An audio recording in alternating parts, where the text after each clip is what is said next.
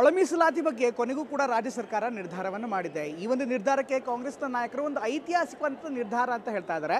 ಅತ್ತ ನಾಗಮೋಹನ್ ದಾಸ್ ವರದಿಯನ್ನು ಯಥಾವತ್ತಾಗಿ ಜಾರಿ ಮಾಡಿದೆ, ಅದರಲ್ಲಿ ಕೆಲವೊಂದಿಷ್ಟು ವರ್ಗೀಕರಣವನ್ನು ಬದಲು ಮಾಡಿ ಕೊನೆಗೂ ಕೂಡ ಆಂತರಿಕ ಮೀಸಲಾತಿಯನ್ನು ಘೋಷಣೆ ಮಾಡಿದೆ. ಆದರೆ ಹಿಂದೆ ಇದೇ ಸಿದ್ದರಾಮಯ್ಯನವರು ಜೇನುಗೂಡಿಗೆ ಕೈ ಹಾಕಲಾಗ್ತಾ ಇದೆ ಅಂತ ಗಂಭೀರ ಆರೋಪವನ್ನು ಮಾಡಿದರು. ಈಗ ಅವರು ಮಾತನ್ನೇ ಮುಂದಿಟ್ಟು ಬಿಜೆಪಿ ನಾಯಕರು ಪ್ರಶ್ನೆ ಮಾಡ್ತಿದ್ದಾರೆ. ಅತ್ತ ಸದನದಲ್ಲಿ ಮುಖ್ಯಮಂತ್ರಿ ಸಿದ್ದರಾಮಯ್ಯನವರು ಒಳ ಮೀಸಲಾತಿ ವಿಚಾರವಾಗಿ ಘೋಷಣೆ ಮಾಡಿದಾಗ ಅಥವಾ ಹೇಳಿಕೆಯನ್ನು ನೀಡಿದಂಥ ಸಂದರ್ಭದಲ್ಲಿ ಈ ವಿಚಾರವಾಗಿ ಚರ್ಚೆ ಆಗಲೇಬೇಕು ಅಂತ ಬಿಜೆಪಿ ಪಟ್ಟಿಡ್ತು. ಆದರೆ ಕೊನೆಗೂ ಕೂಡ ಸರ್ಕಾರ ಇದನ್ನು ಸದ್ಯಕ್ಕೆ ಚರ್ಚೆ ಮಾಡಲ್ಲ, ಮುಂದೆ ಬೇಕಾದರೆ ನೋಡೋಣ ಅನ್ನುವಂಥ ಮಾತನ್ನು ಹೇಳ್ತು.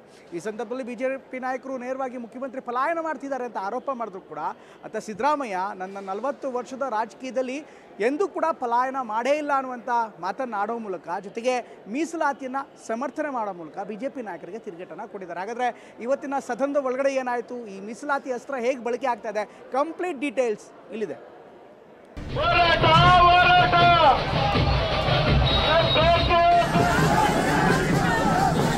ಎಡಗೈ ಬಲಗೈ ಸಂಬಂಧಿತ ಜಾತಿಗಳ 6% ಮೀಸಲಾತಿ ಕಲ್ಪಿಸಲು ಸ್ಟೇಟ್ಮೆಂಟ್ ಮುಖ್ಯಮಂತ್ರಿ ಹೇಳಿದ್ಮೇಲೆ ನಾನು ಹೇಳಬೇಕು. ಅಪೋಸಿಷನ್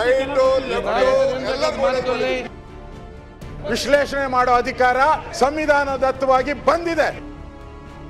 ಖಂಡಿಸಿ ನಾನು ಸಭಾತ್ಯಾಗ ಮಾಡ್ತಾ ಇದ್ದೇನೆ. ಒಳ ಮೀಸಲಾತಿ ದಲಿತ ಸಮುದಾಯಗಳ 3 ದಶಕದ ಹೋರಾಟ, ಕೊನೆಗೂ ಈ ಹೋರಾಟಕ್ಕೆ ಜಯ ಸಿಕ್ಕಿದೆ. ರಾಜ್ಯ ಸರ್ಕಾರ ಪರಿಶಿಷ್ಟ ಜಾತಿಗಳ ಒಳ ಮೀಸಲಾತಿ ಘೋಷಣೆ ಮಾಡಿ ಇತಿಹಾಸ ನಿರ್ಮಿಸಿದೆ. ಸಿಎಂ ಸಿದ್ದರಾಮಯ್ಯ ವಿಧಾನಸಭೆ ವಿಧಾನ ಪರಿಷತ್ನಲ್ಲಿ ಈ ಮಹತ್ತರ ಘೋಷಣೆ ಮಾಡಿದ್ದಾರೆ. ಎಡಗೈ ಸಂಬಂಧಿತ ಜಾತಿಗಳೆಂದು ಆಯೋಗವು ಈ ಜಾತಿಗಳನ್ನು ಬಲಗೈ ಸಂಬಂಧಿತ ಜಾತಿಗಳ ಜೊತೆ ಮೀಸಲಾತಿ ಕಲ್ಪಿಸಲು ತೀರ್ಮಾನಿಸಿದ್ದೇವೆ. ಈ ತೀರ್ಮಾನವನ್ನ ಸದನದ ಗಮನಕ್ಕೆ ತರ್ತಕ್ಕಂಥ ಕೆಲಸವನ್ನ ಮಾಡಿದ್ದೇನೆ. ಪರಿಶಿಷ್ಟ ಜಾತಿಗೆ ಒಳ ಮೀಸಲಾತಿ ಘೋಷಿಸಿದ ಸಿಎಂ 3 ಗುಂಪುಗಳಾಗಿ ವರ್ಗೀಕರಿಸಿ ಒಳ ಮೀಸಲಾತಿ ಘೋಷಣೆ.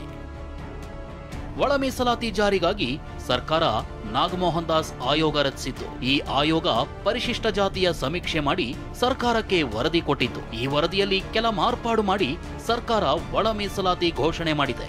101 ಜಾತಿಗಳ 17% ಮೀಸಲಾತಿಯಲ್ಲಿ 3 ಗುಂಪುಗಳಾಗಿ ವಿಂಗಡಿಸಿದೆ.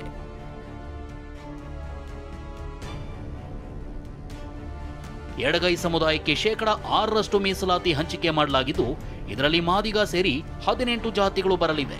ಇನ್ನು ಬಲಗೈ ಸಮುದಾಯಕ್ಕೂ 6% ಮೀಸಲಾತಿ ಹಂಚಿಕೆ ಮಾಡಲಾಗಿದ್ದು, ಇದರಲ್ಲಿ ಹೊಲೆಯ ಸೇರಿ ಒಟ್ಟು 20 ಜಾತಿಗಳಿರಲಿವೆ. ಉಳಿದಂತೆ 5% ಮೀಸಲಾತಿಯನ್ನ ಲಂಬಾಣಿ, ಬಂಜಾರ, ಬೋವಿ, ಕೊರಮ, ಕೊರಚ, ಅಲೆಮಾರಿ ಸೇರಿ ಒಟ್ಟು 63 ಪರಿಶಿಷ್ಟ ಜಾತಿಗಳಿಗೆ ಹಂಚಿಕೆ ಮಾಡಲಾಗಿದೆ.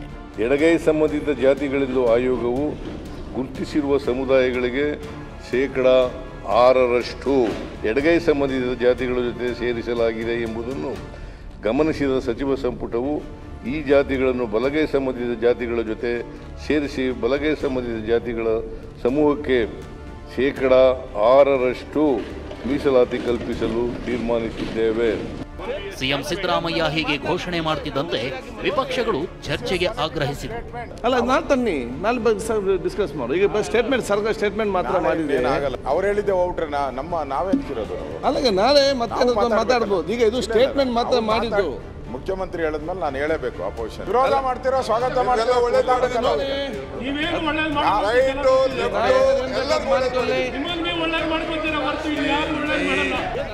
ಹೀಗೆ ವಿಪಕ್ಷಗಳ ಗಲಾಟೆ ನಡುವೆ ಸಿಎಂ ಸಿದ್ದರಾಮಯ್ಯ ಎದ್ದು ನಡೀತಿದ್ರು. ಆಗ ಸುಮ್ಮನಿರದ ವಿಪಕ್ಷಗಳು ಸಿಎಂ ಪಲಾಯನ ಮಾಡ್ತಿದ್ದಾರೆ ಅಂತ ಕಿಚಾಯಿಸಿದ್ರು.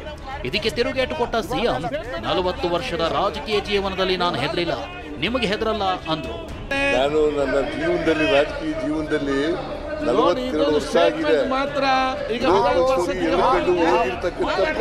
ಇಲ್ಲ, ಈಗಲೂ ನೀವು ನಮಗೆ ಭಯನೇ ಇಲ್ಲ ನಿಮ್ ಕಂಡ್ರೆ.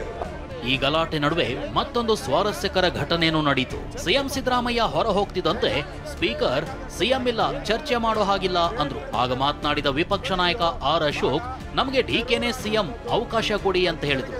ಮುಖ್ಯಮಂತ್ರಿಗೆ ವಿಧಾನ ಪರಿಷತ್ನಲ್ಲಿ ತುರ್ತಾಗಿ ಸ್ಟೇಟ್ಮೆಂಟ್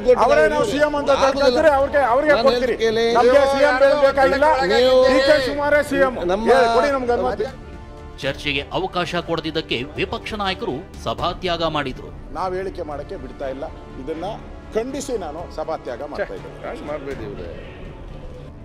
ಈ ನಡುವೆ ಅಲೆಮಾರಿ ಸಮುದಾಯಗಳನ್ನ 3ನೇ ಗುಂಪಿಗೆ ಸೇರಿಸಿರೋದಕ್ಕೆ ಆಕ್ಷೇಪವೂ ವ್ಯಕ್ತವಾಗಿದೆ. ಬಲಾಢ್ಯರ ಗುಂಪಿಗೆ ಅವರನ್ನ ಸೇರಿಸಿದ್ದು ಅನ್ಯಾಯ ಅಂತಿದೆ ಬಿಜೆಪಿ. 5 ಗುಂಪುಗಳನ್ನಾಗಿ ನಾಗಮೋಹನ್ ದಾಸ್ ಸಮಿತಿಯವರು ಕೊಟ್ಟಿದ್ರು. ಅವದನ್ನ ತಿರಸ್ಕಾರ ಮಾಡಿ ಬರೀ 3 ಗುಂಪುಗಳನ್ನಾಗಿ ವಿಂಗಡಣೆ ಮಾಡಿ, ಆದರೆ ಇನ್ನುಳಿದ 2 ಗ್ರೂಪ್ಗಳನ್ನ ಏನು ಮಾಡಿದ್ದಾರೆ? ಸರ್ಕಾರ ಯಾವ ಕ್ರಮವನ್ನು ಜರುಗಿಸಿದ್ದಾರೆ?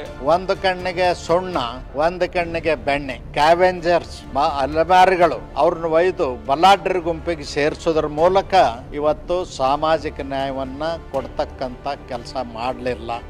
ಸದ್ಯ ಒಳ ಮೀಸಲಾತಿ ಜಾರಿಯಾಗಿದೆ. ಸರ್ಕಾರ ಯಾರು ಮಾಡದನ್ನ ನಾವು ಮಾಡಿದ್ದೀವಿ ಅಂತ ಹೇಳ್ತಿದೆ. ಮತ್ತೊಂದು ಕಡೆ ಚರ್ಚೆಗೆ ಅವಕಾಶ ನೀಡದ್ದಕ್ಕೆ ಬಿಜೆಪಿ ನಿಗಿ ಕೆಂಡವಾಗಿದೆ.